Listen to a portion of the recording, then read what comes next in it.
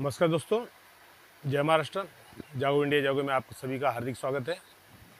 तो दोस्तों, आज हम बात करेंगे कि सोसाइटी में इलेक्शंस और एजीएम, इसके विषय में बात करेंगे। यदि जिस क्षेत्र में लोगों की एक सहमति बनी और वहाँ पे डेवलपमेंट का विचार है, तो वहाँ के लोग एकत्र होके प्रपोज कमेटी, एक समिति का निर्माण करते हैं और उसमें मुख्य प्रवर्तक को चुनते हैं। अब मुख्य प्रवर्तक क्या होता है कि जो उस समिति का संचालक करता है, और एक व्यवस्थापक समिति होती है उनकी देखरेख करने के लिए।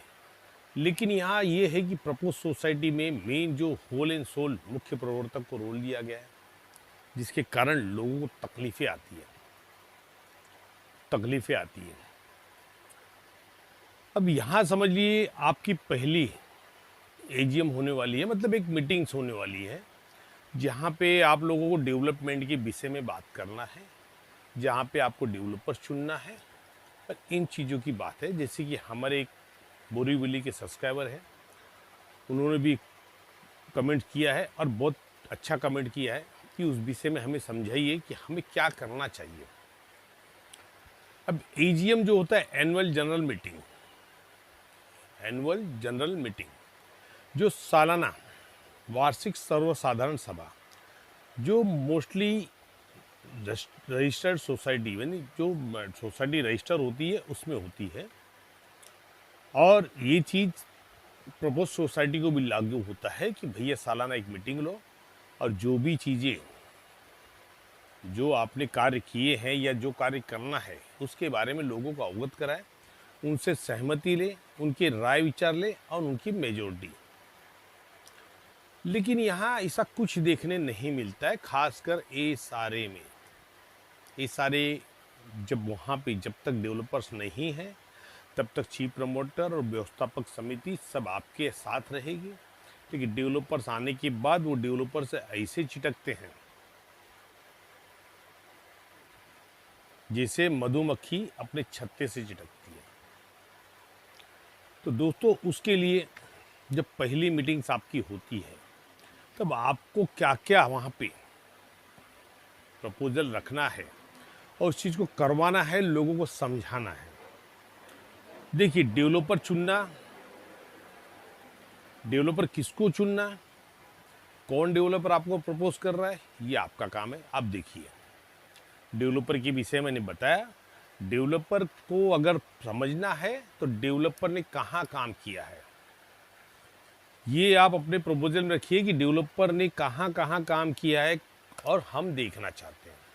उसके बाद हम डेवलपर्स के विषय में सोचेंगे। ये नियम बनाना पड़ेगा आपको आपकी मीटिंग के अंदर, जो भी एजीएम्स होंगे उसके अंदर। उसके बाद आर्किटेक्ट चुनना है। लेकिन सबसे बड़ा, सबसे अहम मुद्दा है भाड़े का ठहराव। तो आपकी सोसाइटी में जब एजीएम्स लगती है तो सबसे ज़्यादा जोर अब भाड़े के ठहराव पे दीजिए। एक बार यदि सोसाइटी ने भाड़े का ठहराव कर लिया तो डेवलपर आपको ठग नहीं सकता है, ना अधिकारी आपको बेवकूफ़ बना सकते हैं, ना ही अधिकारी उस ठहराव के रेगुलेशन के खिलाफ जा सकते हैं जो सोसाइटी ने बहुमत से पास किया है। तो इस चीज़ को आप समझिए कि आपको मोस्टली वहाँ पे अब होता क्या है कि यार यहाँ पे जो सोसाइटियाँ हैं लोगों की है, लेकिन लोगों में यूनिटी नहीं है। अब यूनिटी नहीं होने के कारण ये चीफ प्रमोटर्स, ये उनकी व्यवस्थापक समिति और जो डेवलपर्स हैं वो अपनी मनमानी करते हैं, जिसमें आपको कुछ बताया नहीं जाता है। और फिर उसके बाद एक समय आता है कि डेवलपर बोलता है भैया मैं इससे ज़्यादा भाड़ा नहीं दे सकता हूँ। अब एसआरए के अंदर में जो अधिकारी बैठे हैं वो डेवलपर की बात सुनते हैं कि नहीं, डेवलपर 9,000 रुपये भाड़ा दे रहा है, डेवलपर 12,000 रुपये भाड़ा दे रहा है, डेवलपर 15,000 रुपये भाड़ा दे रहा है। अब अधिकारी ये नहीं देखते कि भैया जिस लोकेलिटी में यहाँ लोग रहते हैं उस लोकेलिटी के अंदर भाड़े क्या चल रहा है, उस लोकेलिटी के अंदर भाड़े क्या चल रहे हैं। तो ये चीज़ आपको सोचना है, आपके लोगों को सोचना है।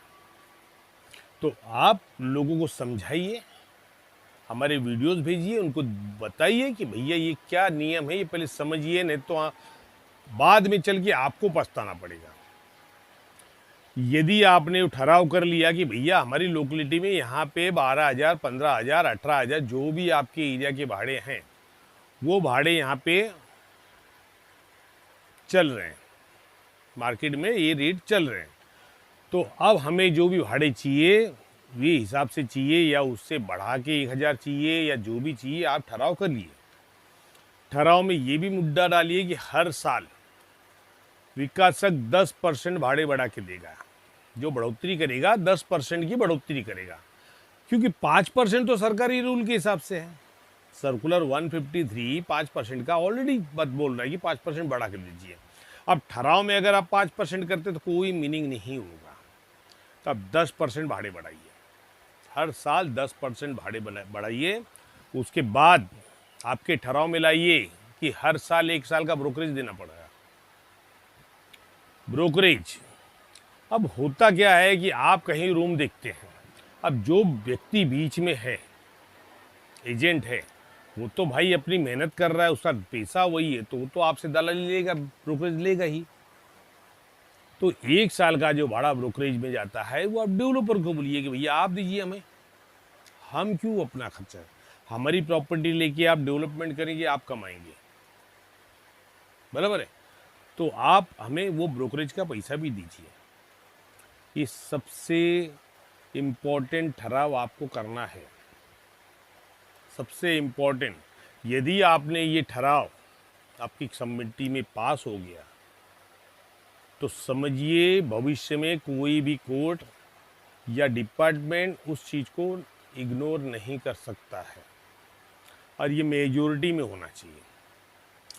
अब होता क्या है दोस्तों, मैं हकीकत चीज़ बताता हूँ, यहाँ पे गड़बड़ कैसी होती है। अब समझिए एक क्षेत्र है, जिस क्षेत्र में समझिए 500 लोग रहते हैं, कितने, 500 लोग रहते हैं। अब वहाँ पे 150-200 लोगों की मीटिंग लेके एक समिति का निर्माण किया जाता है, एक प्रपोज सोसाइटी बनाई जाती है, उसमें एक मुख्य प्रवर्तक चुना जाता है और जो भी व्यवस्थापक समिति है वो चुनी जाती है। लेकिन रूल के हिसाब से जो कानून है वो कानून के हिसाब से डिपार्टमेंट को ध्यान रखना चाहिए कि भैया ये मीटिंग जो हुई अल्पमत में तो नहीं हुई है, अल्पमत में तो नहीं हुई है, इनके जो भी मेंबर्स थे, जो सभासद वहाँ पे हैं, वो सब क्यों नहीं आया। इस चीज़ को भी ध्यान देना चाहिए अधिकारियों को, एसआरए के अधिकारियों को, खासकर एआर डिपार्टमेंट को, जो वहाँ पे मीटिंग्स लगती है, तो भैया 500 में से 150 लोग क्यों आए, 500 में से 150 लोग ही क्यों आए मीटिंग में। आपने सबको वहाँ पे इंटीमेट किया था कि नहीं किया था, ये बताइए। इंटीमेशन किया है तो भैया आपने लेटर भेजा होगा, रजिस्टर्ड पोस्ट से भेजना पड़ता है, इस चीज़ को समझिए। तो ये आपका कार्य है कि उस मीटिंग के अंदर जितने ज़्यादा हो सके उतने लोगों का सहभाग होना जरूरी है, ताकि वो आपके साथ मिलके आपकी आवाज़ को बुलंद करे, जो आवाज़ लोगों के हित के लिए हो, जो लोगों के हित के लिए हो। उनके भाड़े के मुद्दे लीजिए, उसके बाद अगर डेवलपर्स का चुनाव है तो डेवलपर्स के बारे में मैंने बताया कि डेवलपर्स के बारे में जल्दीबाजी मत करिए, कमेटी को एक ही चीज़ बताइए कि भैया जो डेवलपर्स हैं, आप एक नहीं 4 डेवलपर्स देखिए, आप मात्र एक के पीछे क्यों पड़े। चलिए अगर आप एक के पीछे पड़े हैं कि भाई आप इसको लाना चाहते हैं, तो पहले उनके जो भी कार्य है मुंबई में कहाँ बिल्डिंग बनाए, कैसी बिल्डिंग बनाए, क्या है, वो चीज़ का हमें देखना है, वहाँ पे वो हमें बताइए। दोस्तों आपकी जागरूकता ही आपका भविष्य उज्जवल करेगी, आपकी जागरूकता ही आपका भविष्य उज्जवल करेगी। यदि आप जागरूक नहीं हुए इस मामले में, तो आने वाला समय जो 97 से आज तक लोग परेशान हैं, ये सोसाइटियों कारण, मात्र सोसाइटियों के कारण। मैं बिल्डर को दोष तब दूंगा जब मेरा गिरेबान सही होगा, जब मेरे लोगों ने ही बिल्डर के साथ चुआ मीटिंग करके काम कर लेते हैं, तो मैं अपने लोगों को दोष दूं या डेवलपर को दोष दूं? जब मेरा हाथ दबा है तो पहले मैं अपने हाथ को निकालने की कोशिश करूंगा। तो ऐसे जितने भी लोग हैं जो कमेटी में बैठ के लोगों के अनहित में काम कर रहे या कार्य कर ही नहीं रहे, उनके खिलाफ कार्रवाई करवाइए, कमेटी बदली करिए। दोस्तों, जैसे एनेक्शल 2 के मामले में आप लोगों ने एनेक्शल 2 सर्टिफाइड निकालना चालू किया, उसी तरह आज अब यूनिटी बनाना भी चालू कीजिए ना। मेरा उद्देश्य सिर्फ एक है कि आपको एक करना, आपकी जो भी स्कीम है उसके अंदर एक हुई, लोगों को एक करिए, उनको समझाइए प्रॉब्लम्स क्या है, तकलीफें क्या होगी, भविष्य में क्या तकलीफ होने वाली है। इस चीज का निवारण करना है तो आज करिए, आप हैं तो आप ही करिए। को समझाइए कि भाई अगर आज हमने ये चीज नहीं देखा तो हमारे आने वाली पीढ़ी को बहुत सारी तकलीफों का सामना करना पड़ेगा। हो सकता है कि उस समय इशारे ना रहे, क्योंकि अब मुंबई में झोपड़े बचे ही कितने हैं, और जो झोपड़े बचे हैं हर जगह मात्र डिमोलिशन का काम चालू है, डेवलपमेंट के नाम पे नीलबट्टा सन्नाटा है। अब बताइए, एक 200, 250, 100 झोपड़ों का डेवलपमेंट ये 5-5 साल 10-10 साल करते हैं, तो ये डेवलपमेंट कब तक चलेगा? लोग कब तक किराए पे रहेंगे? लोगों के जनरेशन बीत जाते हैं उनके अपने सपनों के मकान मिलने के लिए, और ये नेता, ये जो एमएलए, एमपी, नगर सेवक, ये सिर्फ अपनी रोटी सेकने के चक्कर में रहते हैं। आज तक मुझे बताइए ना, कौन से नेता ने कभी किसी इशारे में लोगों को मदद किया है? कुछ नेताओं को छोड़ के, इक्के दुक्के लोग को मैं जानता हूं।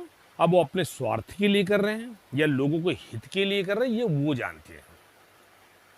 जैसे मैंने गोपाल शेट्टी जी का नाम सुना, वो लोगों के हित के लिए रोड पे तक उतर जाते हैं।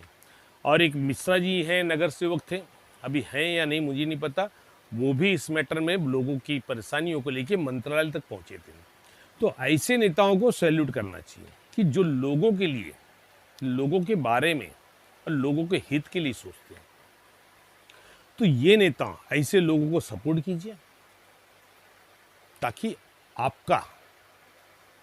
आपका जो भी प्रॉब्लम्स है उनके पावर से वो क्लियरेंस हो सके।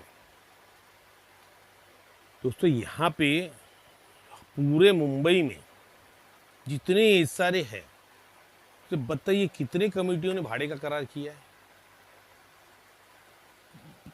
कुछ लोगों ने जो जागरूक है उन्होंने किया होगा, बाकी कोई नहीं कर रहा है। क्यों नहीं कर रहा है? इसको करवाइए।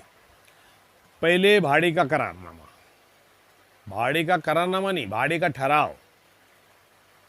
सोसाइटी में एजीएम लेके भाड़े का ठहराव करवाइए। नहीं तो एजीएम होने मत दीजिए भैया, नहीं, पहले इस प्रस्ताव को क्लियर कीजिए, उसके बाद एजीएम चलेगी। भंग कीजिए एजीएम को, क्या होगा?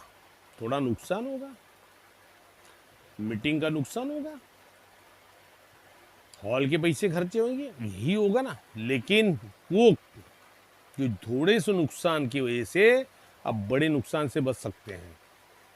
आज आप चाहे तो उस ठहराव में आपके लोकेलिटी के अगल मगल में 1 किलोमीटर 1.5 किलोमीटर के सराउंडिंग एरिया में जो भाड़े पे मकान मिल रहे हैं उनका रेट से आप भाड़े ले सकते हैं। अन्यथा बिल्डर अपनी मनमानी करेगा, डिपार्टमेंट उस पर हामी भरेगा, आप लोग वही चीज़ लेके रखते रहेंगे। अब बताइए, मुझे पता चला जोगेश्वरी में कोई प्रोजेक्ट है, उसमें 9,000 भाड़े दिए गए। बोर्ड के हिसाब से, मतलब बिल्डर के हिसाब से 9,000 भाड़े में दे रहा हूँ सबको। अब 9,000 भाड़े में आज मुंबई में कौन रहता है? मुझे बताइए, कौन सा इलाका है जहाँ 9,000 भाड़े पे एक अच्छा मकान मिल जाए रहने के लिए? मतलब ये चाहते क्या है? मतलब हम डेवलपमेंट में जा रहे हैं तो फिर झोपड़पट्टी में ही रहे, बिल्डिंग में नहीं रहे। इनका विचार सिर्फ मुंबईगरों को मुंबई से भगाना है कि मुंबई से निकलिए, नाला सपारा विरार होते हुए निकल जाइए। आप मुंबई में आपको रहने के लिए जगह नहीं है, इसीलिए ये पूरी प्लानिंग है। इसमें सरकार की मिली भगत है, नेताओं की मिली भगत है, डेवलपर्स की मिली भगत है, जो ये हाई प्रोफाइल प्रॉपर्टी को कब्जा करना चाहते हैं इन बिल्डरों के थ्रू। मैं अगर यदि गलत कहता हूं तो सरकार आंकड़ा निकाले ना, सरकार आंकड़ा निकाल ले। मैं ज़्यादा लंबा नहीं जाऊंगा। ये 2000 से अभी तक में कितने मुंबई का पलायन कर चुके हैं, जरा आंकड़ा निकालिए, सरकार को पता चल जाएगा कि भैया मुंबई घर यहाँ पे परेशान होके घर बेच के क्यों गए। क्या है ये खरीदी बिक्री का चक्कर? ये जो फ्लैट खरीदी बिक्री हो रही है, क्या है चक्कर उसका? ये जो झोपड़े खरीदी बिक्री हो रही है, क्या है चक्कर उसका? ये बताइए मुझे। ये जो नेता आवाज़ उठाते हाउस पर विधानसभा में, तो पहले कभी इन्होंने सोचा कि भैया एक मुंबई घर अपना झोपड़ा क्यों बेच रहा है, क्या तकलीफ है उसको? कभी पूछा उन्होंने? जबकि एसआरए में खरीदने बेचने का प्रावधान है ही नहीं, और आप वहां पे प्रावधान बनवा रहे हैं। चलिए अच्छी बात है, मैं इस पे इग्नोर नहीं करता हूं, मैं डिनाई नहीं करूंगा मैं, लेकिन कम से कम उस मुंबईकर को पूछा तो जाए कि भैया आप झोपड़े क्यों बेच रहे हो, क्या तकलीफ है आपको? त्रस्त है वो, सरकार से त्रस्त है, अधिकारियों से त्रस्त है, नियमों का पालन नहीं किया जा रहा उससे त्रस्त है। जो सर्कुलर्स बनाए जाते हैं उस सर्कुलर को कौन मानता है मुझे बताइए? किसी भी डिपार्टमेंट का अधिकारी मानते इस चीज को? मतलब नाम मात्र के लिए पेपर खराब कर रहे हैं आप, जीओ निकाल रहे हैं, जीआर निकाल रहे हैं, नोटिफिकेशन कर रहे हैं, तो ये अधिकारी इंप्लीमेंट क्यों नहीं करते उस चीज को? क्या सरकार इस चीज में हस्तक्षेप नहीं कर सकती है?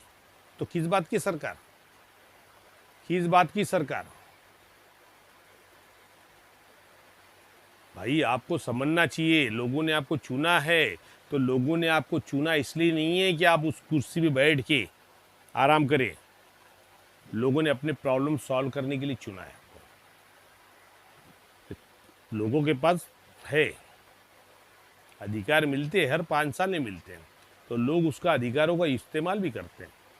अभी किया ना, बहुत जगह पे किया, मुंबई में बहुत जगहों पे हुआ है। उस 5 साल का जो भी एक इतिहास खड़ा किया है मुंबई को ने, इतिहास, जो सत्ता रूढ़ पार्टी को यहां से नेस्तनाबूद कर दिया एमपी के इलेक्शन में। क्यों? कारण क्या? क्या कभी सत्तारूढ़ जब सत्ता में बैठी पार्टी उन्होंने ये सोचा कि भाई मुंबई के अंदर में क्या बात है कि लोग हमसे नाराज हैं? कारण कभी जानना चाहा? क्या राज्य में बैठी सरकार ने कभी इस चीज का कारण पूछा? कारण मात्र एक है, SRA, slum rehabilitation scheme, slum rehabilitation authority, जहां पे करप्शन हो रहे हैं, झोपड़ी धारक परेशान है, झोपड़ी धारक परेशान है, लेकिन झोपड़ी धारकों को उनको भी समझना चाहिए। और मैं ये जो जागो इंडिया जागो डिजिटल चैनल है, इसके माध्यम से आपको आगाह कर रहा हूं कि अभी भी आपके पास समय है, एक हो जाइए, एकता बनाइए, और जो काम आप पहले कर सकते हैं उसको बाद पे मत छोड़िए। सबसे पहले आप ठहराव कीजिए भाड़े का, बाकी आप बाद में कीजिए। बिल्डर आप कभी भी बदली कर सकते हैं, लेकिन ठहराव आप बिल्डर आने के पहले ठहराव पहले कर लीजिए। बिल्डर आने के बाद ये कमेटी मीटिंग ही नहीं लेगी, ना आपको ठहराव करने देगी। ये बात आप समझिए। सबसे बड़ा मुद्दा है भाड़े का ठहराव, कि भाई अगर हमने ये समिति बनाई है झोपड़पट्टी में, तो डेवलपमेंट के लिए बनाई होगी, डेवलपमेंट के लिए बनाई है ना, तो भाई उसके अंदर सबसे पहले ये कीजिए कि डेवलपमेंट में अगर हम जाते हैं, हम अगर घर खाली करते हैं, तो भाड़े क्या होने चाहिए ये निश्चित करिए आप। फिर हर महीने कितने इंक्रीमेंट होने चाहिए, और बिल्डर को किस तारीख से किस तारीख के बीच में भाड़े अदायगी करना ही करना है, नहीं तो बिल्डर के ऊपर और पेनल्टी लगाइए, उस पर रेजुलेशन पास कीजिए कि अगर बिल्डर भाड़े को 2 महीना 3 महीना करता है तो उसके ऊपर एक्स्ट्रा % लगेंगे। ये आपके ऊपर है, आपकी सोसाइटी है, आपको करना है। भाड़े का ठहराव सरकार नहीं करती है। भाड़े का ठहराव कोर्ट नहीं करेगी सर, आपको करना है। ये जागृत हुई है और उस मीटिंग में सबसे बड़ी आवाज़ हुई आनी चाहिए कि भाड़े के विषय में ठहराव किया जाए। भाड़ा कितना होना चाहिए सर्वसम्मति से आप लोग पास कर दीजिए। 10% इंक्रीमेंट पास कीजिए। मैं बार बार एक ही शब्द बोल रहा हूँ, बिल्डर को बाद में देख लेंगे, आर्किटेक्ट को बाद में देख लेंगे, लेकिन भाड़े का मैटर में आप अगर सक्षम हो गए ना सर, तो बिल्डर को 10 बार सोचना पड़ेगा वहां पे आने के लिए। और जो बिल्डर आएगा वो बाकायदा कुछ सोच के आएगा कि भैया इनसे पंगा नहीं लेना, इनका काम करो, निकलो यहाँ से, क्योंकि ये सतर्क हैं, ये यूनिटी में हैं, ये एक है। एक और अनेक में बहुत ताकत होती है, तो अनेक को छोड़िए, एक बनिए। जिस दिन आप एक बन गए ना दोस्तों, ये डिपार्टमेंट और ये बिल्डर, ये कोड, इसकी आपको जरूरत ही नहीं है। आप अपनी कमेटी में बैठे बैठे फरमान जारी करेंगे, भैया ये ऐसा ऐसा हो रहा है, हटाओ इस बिल्डर को, दूसरा है, नहीं चाहिए हमको बिल्डर। समझ रहे हैं? लेकिन आपकी यूनिटी रहेगी तो आपकी ताकत कमेटी भी रहेगी, और कमेटी आपके अंडर में चलेगी तो आप सब सक्षम रहेंगे। तो मैं रास्ता बता रहा हूं आपको, किस वे पे चलना है। अब एक आदमी पात्रता के लिए यहाँ वहाँ भाग रहा है, यही आपकी यूनिटी रहेगी। सोसाइटी जाएगा, भैया हमारे मेंबर्स, इनकी ये डॉक्यूमेंट से पात्रता कीजिए।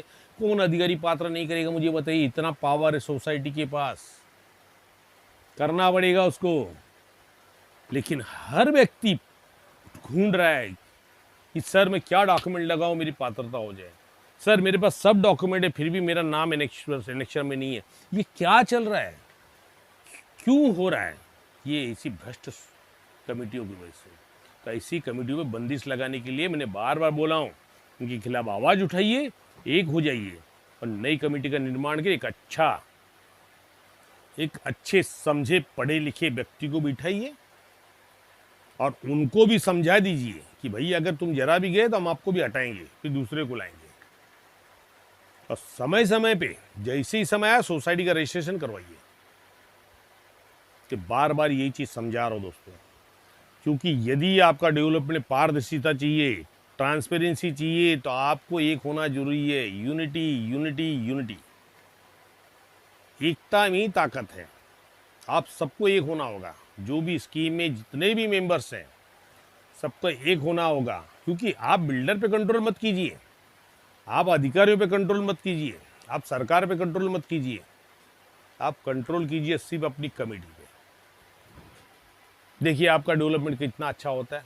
जो चाहिए आप बोल सकते हो, भैया ये चीज़ चाहिए, बच्चों खेलने का जगह हमको चाहिए, भाई आपकी सीढ़ी है वहाँ कॉरिडोर चाहिए, हर व्यवस्था आप ले सकते हो। सोलर पैनल चाहिए लगा के दीजिए, नहीं दे रहे तो चलिए हटिए, दूसरा बिल्डर आएगा। तो ये आपके अंदर ताकत है, लेकिन आपका उसका उपयोग नहीं कर रहे हैं। मैंने कल बताया था ना, सोए हुए हैं आप, सोए हुए हैं आप।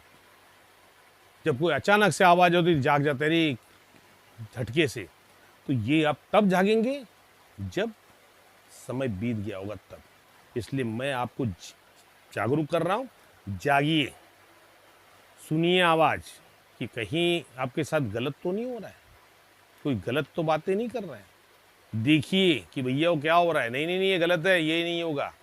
लोगों को इकट्ठा कीजिए, जागरूक बनिए, और उसके बाद आप मुझे कमेंट कीजिए कि सर आपने कहा था, ठाकुर जी आपने कहा था, और हमने यूनिटी बनाई। आज हमारा डेवलपमेंट एकदम ट्रांसपेरेंसी में है, किसी भी एक व्यक्ति का कोई प्रॉब्लम नहीं है। हमने सबकी पात्रता भी करवा दी है और लोग सब मिल के काम कर रहे हैं। ये होता है डेवलपमेंट। तो दोस्तों वीडियो लंबी हो रही है, मिलते हैं अगली वीडियो में। लेकिन कमेंट कीजिएगा वीडियोस कैसी है, क्या है।